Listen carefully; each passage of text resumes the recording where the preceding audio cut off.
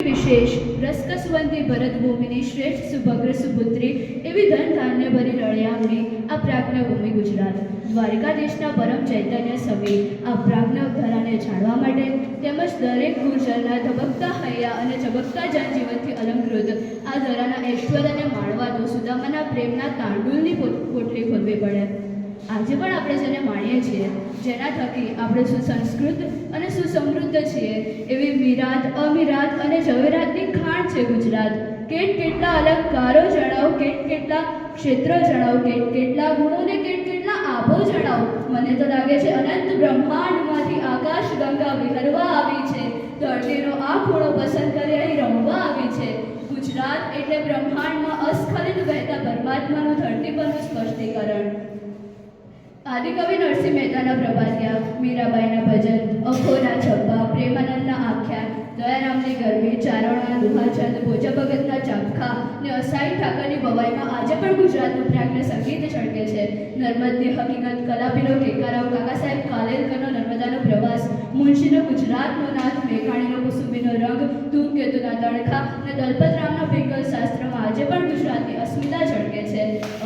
ગીજુભાઈ વધેકા કે માણભાઈ પંડિત જેવા શ્રેષ્ઠ શિક્ષકો, તાનારીરી અને ઓમકારનાથ પંડિત જેવા મૃતજ્ઞો, જયશંકર સુંદરી જેવા નાટ્યકારો, એવં ડૉક્ટર વિક્રમ સારાભાઈ અને ડૉક્ટર બાબા જેવા શ્રેષ્ઠતમ વૈજ્ઞાનિકો આ ધરાના પરમ ચૈતન્ય છે.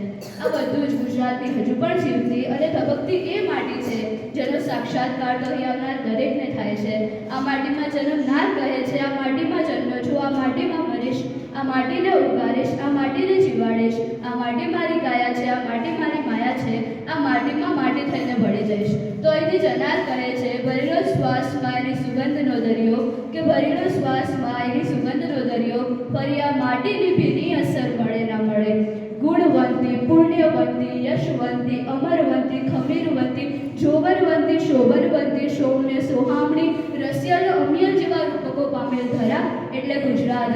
અને વિરાટને પામવાનું સાહસ ખેડીને સ્વમાંથી વિશ્વ બની જાય એવો મારો ગુજરાતી. સ્મિત જેની ઓળખ છે ને સ્વાગત જેનું ધર્મ છે, એવા મલકના માનવી નોખા અને માનવતા અનોખી છે. અહીંના વ્યક્તિ નોખા અને વ્યક્તિત્વની ભાત અનોખી છે. શિયાળાની કડકડતી ઠંડી, ઉનાળાનો ધગધગતો તાપ કે વરસતા મેહુલાથી રક્ષણ મેળવવા માટે ઘર એ મનુષ્યની પ્રાથમિક જરૂરિયાત છે. પરંતુ આ ઘરની દિવાલોને આરેખ, લીંપણ, ચિત્રણ કે ભાતીગળ ભરથી શોભાવવા એવા એના ઓરડાને માંડ, પેટી, પટારા, કોઠી, કોઠાર અને બાજોટથી દીપાવવા એનું નામ કળા. જરી કસમ, મોતી ભરત, મહાજન ભરત, આહિર ભરત, કાળી ભરત, કસ્બી ભરત અને આહિર ભરત જેવા આભલા ભરેલા ભરચક ચણિયાચોળી સાથે એક ગુજરાતણ ચૂંદડી કેટલી પહેરે છે. છાળું ને છેલાર્યું, સાળું ને સણ્યું, ઘેર ને ગચોળો, મઘ્યું, લેર્યું, મેઘાડંબર, ચંદ્રકળા, પટોળા, સોનસળીની બાંધણી, અને એમાંય બાંધણી કેટલી 12 બાગ, 52 બાગ, રાય, દાણા, આંબા, દાણે, વસંત, બહાર ને સાથે એક ગુજરાતી પહેરે છે મર્દાનગીરી સાચી ઓળખ કરાવતી અમદાવાદી, ખંભાતી, ચરોતરીને હાલારી પાઘડી. એમાં બી વડોદરાની બાબાશાહી, જામનગરની જામશાહી, ઓખાની આંટિયાળી, બરડાની ખૂંપાવાળીને ભરવાડની ભોજપરા રંગની પાઘડી. અને પછી ગુજરાતી અને ગુજરાતણ તૈયાર થઈ ગયા.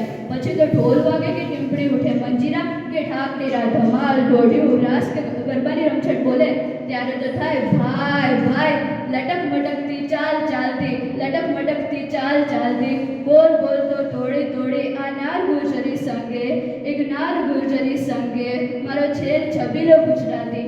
આવી ગુજરાતની પચરંગી પ્રજાના ગુણગાન પણ અહીંની લોકબોલીમાં જ ગવાય. અને એથી જ તો કહેવાય છે, મીરનો રોટલો આહિરનો આશ્રય, દાતારી ભરમારની ઠાઠ ઠાકોરનો વેપાર, વાણિયાનો ખેતી પટેલની, કંઠ ગઢવીનો રસોઈ બ્રાહ્મણીને વિદ્યા વ્યાસની. આવા નરપુંગવો, એવા કલાપ્રેમીઓ અને વિદ્યા વ્યાસંગીઓ તેમજ આ અદ્ભુત અને અદ્વિતીય સર્જન એક જ ધરા પર હોય અને આ ધરા ઉપર જન્મ મળે, ખરેખર સદભાગ્ય તો એને જ કહેવાય. ગબ્બરની જ્યોતથી ચઢાળા જેનું મસ્તક છે, અરબી સમુદ્ર જેના નિત્ય પાય વખાડે છે, કચ્છનું રણ અને સાપુતારાની વંગરાઈ જેના બે ભૂજાઓ છે, પ્રવાસ પાટણમાં સોમનાથ, દ્વારિકામાં દ્વારિકાધીશ, વડનગરમાં હાટકેશ્વર, પાલીતાણામાં આદિનાથ, ગોંડલમાં સ્વામિનારાયણ, એવં આરાસુરમાં અંબિકા, પાવાગઢમાં મહાકાળીમાં, ઊંઝામાં ઉમિયા, કચ્છમાં આશાપુરા, અને ચોટીલામાં ચામુંડામાં જેના હૈયાના હાર છે, મંદિર, મસ્જિદ, ચર્ચ, દેવળ અને બૌદ્ધ સ્તૂપો જેના શિવના તાજ છે, શામળાજીનો કે વૌઠાનો, અંબાજીનો કે ભવનાથનો મેળો જેના હૃદયનો ઉલ્લાસ છે, નગારા, ઢોલ, મૃદંગ, શરણાઈ, ડાકલું જેના હૃદયનો નાદ છે, વડનગરનું કીર્તિ તોરણ, પાટણનું સહસ્ત્રલિંગ તળાવ, રાણીની વાવ, જામા મસ્જિદ, સરખેજનો રોજો, રાણી સિપ્રીની વાવ જેવા શ્રેષ્ઠતમ સ્થાપત્યો જેના અલંકારો છે, કંદ વૃદ્ધ જેનો કમર કંદ છે અને એશિયાઈ સિંહ જેનું આસન છે, એવી સ્વર્ણિમા ભારતની અકળનાની પ્રતિકૃતિ, પુત્રી વિશેષ, રસકસવંતી ભરતભૂમિની શ્રેષ્ઠ સુભદ્ર સુપુત્રી ગુજરાત છે. અને નટવર, નરસિંહ અને નર્મદાને જે ભજે છે, ગિરનાર, ગાંધી અને ગરબો જેની ઓળખ છે, સોમનાથ, સાવજ અને સરદાર જેનામાં વસે છે, દુર્ગા અને દાતા જેના ઉપર રીચે છે, ખંડ, ખમીર અને કુમારી જેના રક્તમાં છે, વેપાર, વાણિજ્ય અને વિકાસ જેનો ઉદ્દેશ્ય છે, એવા બંકા, બહાદુર અને બળવાન ગુજરાતી છે. તો ગુજરાત અને ગુજરાતીઓનો સંગમ પણ ખૂબ અનેરો છે. તો આપણે બધા યુવાનો છીએ, તો એ ગુજરાતના મહત્ત્વને સમજીને એના વિકાસ માટે પ્રયત્ન કરીએ, એ જ આપણી ફરજ છે.